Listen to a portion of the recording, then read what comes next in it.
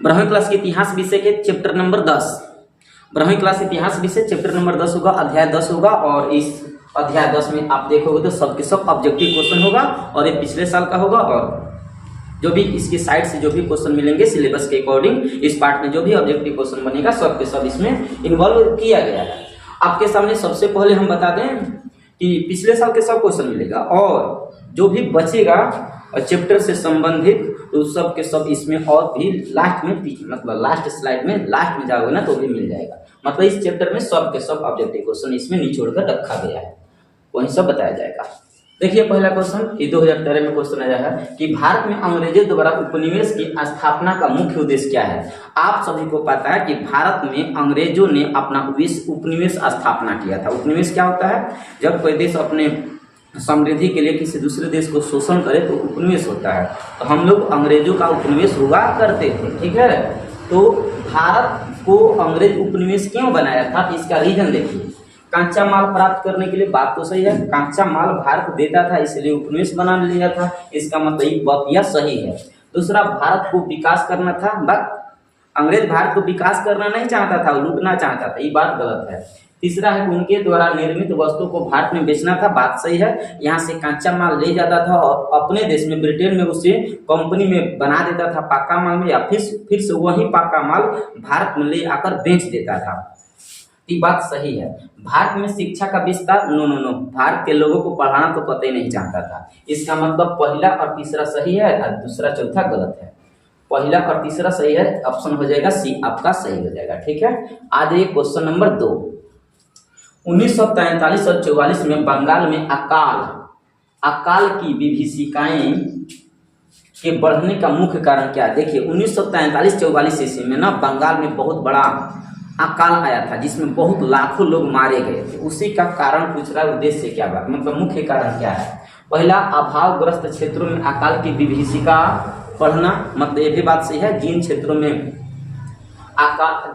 में अभाव था, मतलब संसाधनों का, उन्हीं क्षेत्रों में विभीषिका या फिर अकाल आया था, ये बात सही है। दूसरा, जमींदारों और व्यापारियों द्वारा अनाज का भंडारण, बात सही है। जो गरीब थे उनके पास अनाज नहीं था, सब के सब जमींदार के पास था, वो जमींदार गरीबों को देता नहीं था, इसलिए अकाल पड़ गया था। तीसरा, कृषकों की अत्यधिक गरीबी, जो कृषक वर्ग थे उनके पास अत्यधिक गरीबी थी, इसके कारण भी अकाल आया।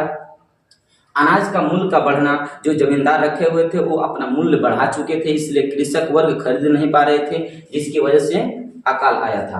इसका मतलब सब के सब सही है। आज ये क्वेश्चन नंबर 3 यहाँ से देखिए। क्वेश्चन नंबर 3 है, बंगाल और बिहार में अस्थायी बंदोबस्त शुरू करने का श्रेय किसको जाता है। आप सभी को पता है कि क्वेश्चन पूछता है, 2019 में आया है क्वेश्चन, पूछा है कि बंगाल और बिहार में अस्थायी बंदोबस्त किसने लागू किया, कर्नवालिस। इसका आंसर होगा लॉर्ड कर्नवालिस, 1793 ईस्वी में। ओके, ऑप्शन हो जाएगा सी। कई बार क्वेश्चन पूछा हुआ, 2 नंबरिया भी क्वेश्चन आता है, अस्थायी बंदोबस्त किसने लागू किया, क्यों लागू किया।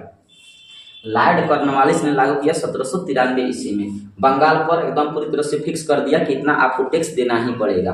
आगे देखिए, महालवाड़ी बंदोबस्त किसके द्वारा लागू किया गया है, 2018 में क्वेश्चन आया है। तो आपको बता दें, महालवाड़ी बंदोबस्त, 3 बंदोबस्त आपको याद रखना पड़ेगा। कितना बंदोबस्त, 3 बंदोबस्त। भारत के मानचित्र पर यदि आप पकड़ बनाते हैं तो इधर बंगाल वाला क्षेत्र अस्थायी था, अस्थायी बंदोबस्त, और जिसे लागू किया गया था कर्नवालिस के द्वारा। यहाँ मद्रास वाला क्षेत्र, मद्रास में महालवाड़ी नहीं, इसे कहते हैं रैयतवाड़ी, रिड और मुनरो के द्वारा लागू किया गया था। और यहाँ मध्य प्रदेश और उत्तर प्रदेश वाले क्षेत्र में, इधर वाला भारत के ऊपर वाला क्षेत्र में यहाँ लागू हुआ था महालवाड़ी। वहीं पूछ रहा किसने लागू किया, तो मार्टिन वर्ड अगर नहीं होगा तो मैकिंजे नहीं होगा तो विलियम बेंटिंग उस समय गवर्नर जनरल हुआ करता था, इन्हीं के द्वारा लागू किया गया था। लेकिन सपोर्ट इन दोनों के द्वारा किया गया था। लेकिन बिहार बोर्ड में ये ऑप्शन देता है, मार्टिन वर्ड देता है। 2 बार क्वेश्चन आ चुका है, 2018 में, 2024 में भी आया है, देख लेना एक बार। मार्टिन वर्ड देता है ऑप्शन में, यही आंसर देखना। अगर ये नहीं होगा तो मैकिंजे, और ये नहीं होगा तो विलियम बेंटिंग, आप बताओगे। अस्थायी बंदोबस्त, यहाँ देखिए अस्थायी बंदोबस्त कहाँ लागू हुआ था। देखिए कितना बार क्वेश्चन आया, 3 बार आया है। अस्थायी बंदोबस्त कहाँ लागू हुआ था, आपके सामने एक सेपरेट क्वेश्चन रहेगा, तो आप बताओगे बंगाल में। अस्थायी बंदोबस्त कहाँ लागू हुआ था, बंगाल, उड़ीसा और बिहार वाला क्षेत्र में लागू हुआ था कर्नवालिस के द्वारा। आगे देखिए, कुल विद्रोह का नेता कौन था? कुल विद्रोह का क्या था? कुल विद्रोह वो जनजातीय विद्रोह होता है, संथाल वाला, संथाल जहाँ संथाल विद्रोह जहाँ हुआ था ना झारखंड वाला एरिया में, उन्हीं सभी क्षेत्रों में, उन सभी क्षेत्रों में बंगाल और सब ये सब धा के सब विद्रोह हुआ था। कुल विद्रोह, इसका नेता हुआ करता था ना बुद्धो भगत। कुल विद्रोह का नेता कौन था? बुद्धो भगत, याद रखना ये बुद्धो भगत इसका आंसर होगा। संथाल विद्रोह कब हुआ था? आपको बता दें, संथाल विद्रोह बहुत प्रचंड और प्रथम ऐसे क्रांतिकारी विद्रोह माना जाता है। प्रथम क्रांतिकारी विद्रोह कौन था? संथाल विद्रोह। इस विद्रोह के बाद 1857 की क्रांति हुआ, 100 महज 1 साल के बाद। संथाल विद्रोह कब हुआ था? तो बताओगे 1855-56 में। 55 में शुरू हुआ, 56 में खत्म हो गया। जिसका प्रणेता या फिर नेतृत्वकर्ता आपसे पूछा जाए तो सिंधु और कान्हू बताओगे। सिंधु और कान्हू दोनों भाई थे और 2 भाई सपोर्ट कर रहा था, चांद भाई। ठीक है, तो ये नेतृत्वकर्ता थे और 1855-56 में हुआ था। ठीक ना, आगे इसके बाद अगला क्वेश्चन है 8 नंबर क्वेश्चन, अस्थायी बंदोबस्त किसने लागू किया? वही करने वाली से जगह दूसरा क्वेश्चन आ गया। एशियाटिक सोसाइटी की स्थापना किसने किया? एशियाटिक मतलब एशिया में ये सब स्थापना हुआ था। भारत में, भारत के काना क्षेत्र में तो बंगाल वाला क्षेत्र में। एशियाटिक सोसाइटी की स्थापना किसने किया था? विलियम जोन्स ने किया था 1884 ईस्वी में। 1784 देख लेना डेट बाय। एशियाटिक सोसाइटी का स्थापना विलियम जोन्स के द्वारा किया गया था। William Jones. किस गवर्नर जनरल ने महालवाड़ी व्यवस्था को लागू किया था? देखिए अभी ऊपर क्वेश्चन आया था ना, महालवाड़ी व्यवस्था को गवर्नर जनरल उस समय कौन था? William Bentinck. तो यहाँ आपका आंसर होगा विलियम बेंटिंग। लॉर्ड बेंटिंग कहो या विलियम बेंटिंग कहो, बात सही है। महालवाड़ी व्यवस्था लागू किया था ससुराल, बहुत छोटा था। दामिन इको क्या है? आपको कल एक चैप्टर में 9th वाला चैप्टर में बताया गया था। दामिन इको क्या है? एक प्रकार के भूभाग होता है जो संथाल विद्रोह से संबंधित होता है। भूभाग जिन क्षेत्रों में संथाल रहते थे ना, उन सभी क्षेत्रों को दामिन इको कहा जाता था। ठीक ना, आपको याद होनी चाहिए। 12 नंबर क्वेश्चन देखिए, कर्नवालिस कोड। देखिए कर्नवालिस जब अस्थायी बंदोबस्त लागू किया था ना, कर्नवालिस अस्थायी बंदोबस्त लागू किया था 1793 ईस्वी में, तो उस समय उसके द्वारा एक कोड जारी किया गया। कोड और कोडवा कब जारी किया था? 1793 में। तो डेट ऑफ यहीं रहेगा ना, वो अपने हिसाब से कि किस क्षेत्र में कौन सा नियम लागू होगा उसी से संबंधित कोड जारी किया था 1793 में। ईस्ट इंडिया कंपनी की स्थापना कब हुआ? ईस्ट इंडिया कंपनी का स्थापना देखिए 1600 ईस्वी में हुआ भारत में, और स्थापना यदि पूरी तरह से बनकर रेडी हुआ 1613 ईस्वी में सूरत में। सबसे पहले तो 1611 में हुआ था लेकिन असफल हो गया, लेकिन सफल कंपनी का स्थापना 1613 में हुआ है। ठीक है, और ईस्ट इंडिया कंपनी मतलब कंपनियां बना था 1600 में, एस्टैब्लिश हो गया जब काम करना शुरू हो गया, मतलब कंपनी में काम हो रहा है तो 1613 ईस्वी में काम करना शुरू हुआ। एक को पूछा है तो 1600 बताओगे डेट के अनुसार। संथाल विद्रोह का नेता कौन है? तो सिंधु और कान्हू थे। संथाल विद्रोह के नेता कौन थे? सिंधु, छोटी की मात्रा गायब हो जाता है, यहाँ लिखना सिंधु और कान्हू। संथाल विद्रोह के नेता सिंधु और कान्हू थे। कान्हू 1855-56 में। व्यक्तिगत के सिद्धांत का संबंध क्या? देखिए बाबू, आपको पता है जब डलहौजी 1857 की क्रांति से पहले न डलहौजी गवर्नर जनरल हुआ करता था। डलहौजी, इसी डलहौजी के द्वारा व्यक्तिगत इसे कहते हैं व्यक्तिगत या व्यापगत इसी को कहते हैं ना हड़प नीति या व्यक्तिगत सिद्धांत को कौन लागू किया था? जिसमें बताया गया था यदि किसी राजा के पास किसी प्रकार के संतान नहीं है तो उस मरने के बाद वो पूरा साम्राज्य अंग्रेज विलीन कर देगा।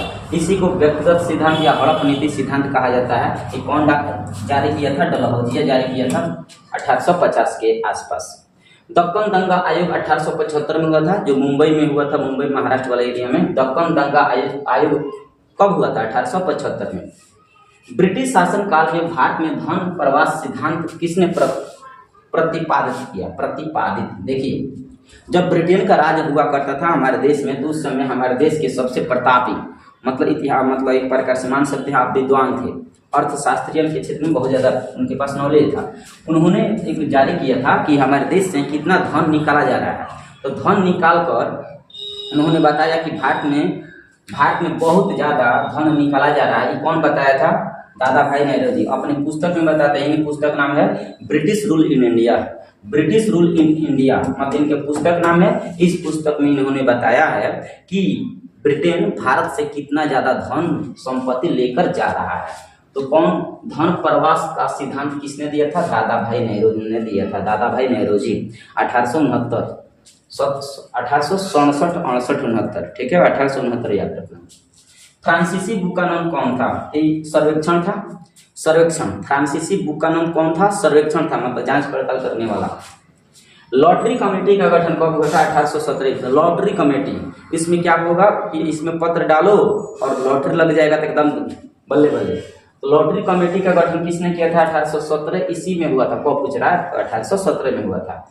रैयतवाड़ी बंदोबस्त कहाँ लागू हुआ था? देखो, रैयतवाड़ी बंदोबस्त हेक्टर मुनरो और रीड के द्वारा लागू किया गया था 1820 ईस्वी में।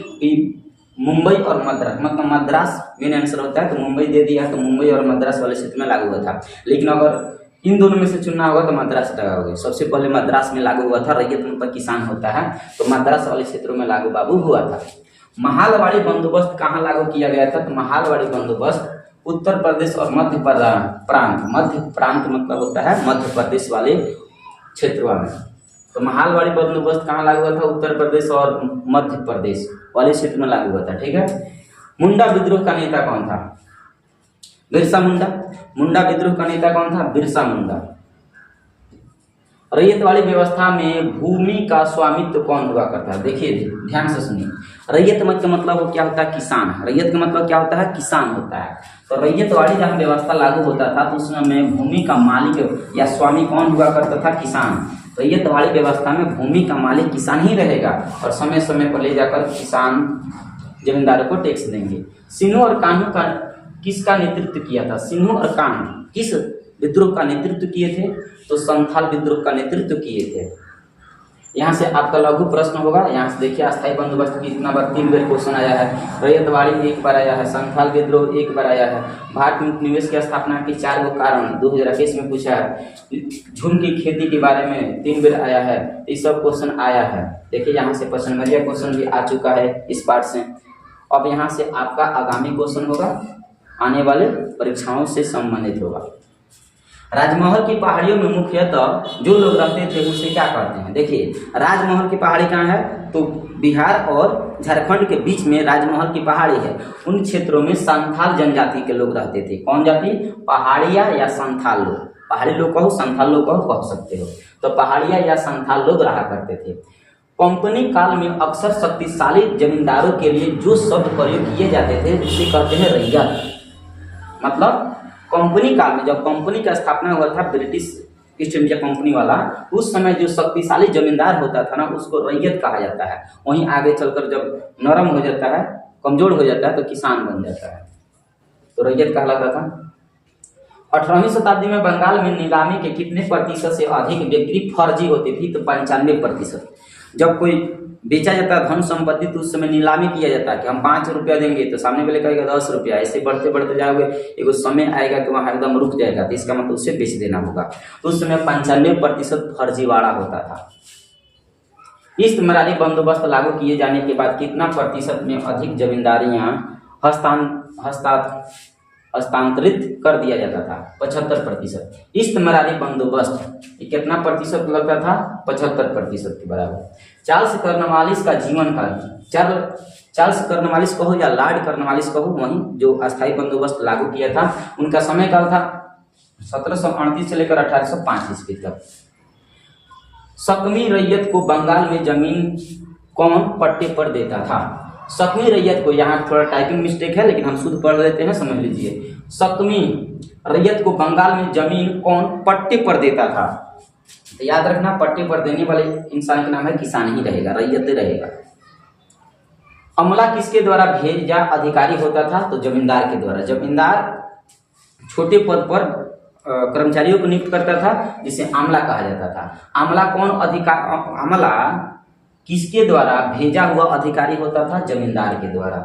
प्रायः जुतदार कहाँ के होते थे? गांव के। जो भी जुतदार होते हैं कहाँ के होंगे? मतलब गांव समाज के होंगे। मेहताब चंद का जीवन काल कब से कब तक रहा है? तो 1820 में राजा बना और 1879 में खत्म, मतलब इतना लगभग 60 वर्ष तक। हालांकि इनका जन्म से लेकर मरण की समय दे रहा है। राजा मेहताब चंद का जन्म काल मतलब जीवन काल 1820 से लेकर 1879 तक रहा है। बंगाल और बिहार में अस्थायी बंदोबस्त शुरू करने का श्रेय किसको जाता है? तो लॉर्ड कॉर्नवालिस को जाता है। भारत आने वाले प्रथम यूरोपीय कंपनी कौन था? तो पुर्तगाली था। अंग्रेजों ने सर्वप्रथम अपनी फैक्ट्री कहाँ स्थापना किया था? मसूलीपट्टनम में 1611 ईस्वी में, लेकिन असफल हो गया। तो 2 साल के बाद 1613 ईस्वी में सूरत में कंपनी का स्थापना करता है, पूरी तरह से सफल हो जाता है। तो ये पहली बार पूछा है, नहीं पूछा है कि सफल है कि असफल। पहली पूछे तो असफल ही बताना होगा, हुआ है ना। तो मछलीपट्टनम में पुर्तगालियों ने गोवा पर अधिकार कब किया? तो 1510 ईस्वी में पुर्तगाली गोवा पर अधिकार 1510 ईस्वी में किए थे और 1961 ईस्वी में पुर्तगाली गोवा को छोड़कर गए थे। आज़ादी के 14 साल के बाद छोड़ा था सब। फ्रांसीसी बुकानन के विवरण की तुलना इतिहास के किस स्कूल से की गई है? देखिए, फ्रांसीसी बुकानन क्या था? एक सर्वेक्षण था। नाल्स स्कूल से मतलब उसका तुलना किया जाता है। इसका तुलना किस स्कूल से किया जाता है? एनाल्स स्कूल से किया जाता है। एनाल्स। फ्रांसीसी बुकानन के विवरणों से किस जनजाति के बारे में पता चलता है? तो संथाल। फ्रांसीसी बुकानन था ना, ये सबसे ज्यादा छानबीन संथाल विद्रोह के बारे में किया था। तो संथाल के बारे में सबसे ज्यादा इनका विवरण में मिलता है।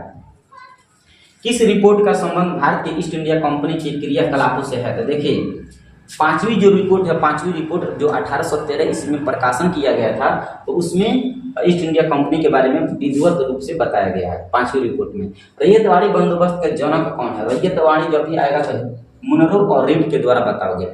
मुनरो और रीड मद्रास क्षेत्र में रैयतवाड़ी बंदोबस्त लागू किए थे 1820 ईस्वी में।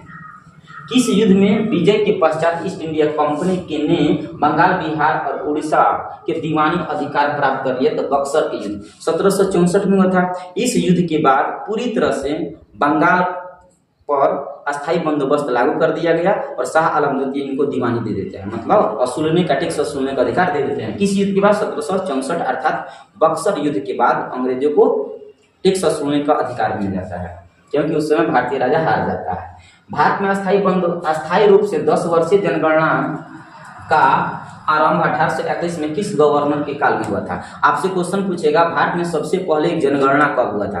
अगर सबसे पहले पूछा तो याद रखना 1872 ईस्वी में हुआ था। लेकिन अगर 10 वर्षीय लगातार 10 वर्ष एकदम फिक्स कर दिया गया सुव्यवस्थित तरीकों से 10 वर्षीय जनगणना कब लागू हुआ था? तो 1881 बताएगा।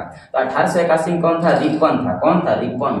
और 1872 में कौन था? मेयो था। तो ये 1881 वाला पूछ रहा था, आंसर बताना रिपन।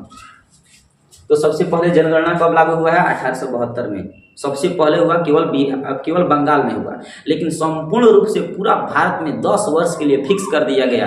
तो संपूर्ण रूप से सुव्यवस्थित तरीकों से एकदम बढ़िया से जनगणना कब शुरू हुआ? तो 1881 में। तो देख लेना, अगर सबसे पहले पूछ रहा है और सुव्यवस्थित या फिर अंध संठ आगे पीछे नहीं जोड़ा है तो 1872 बताओगे।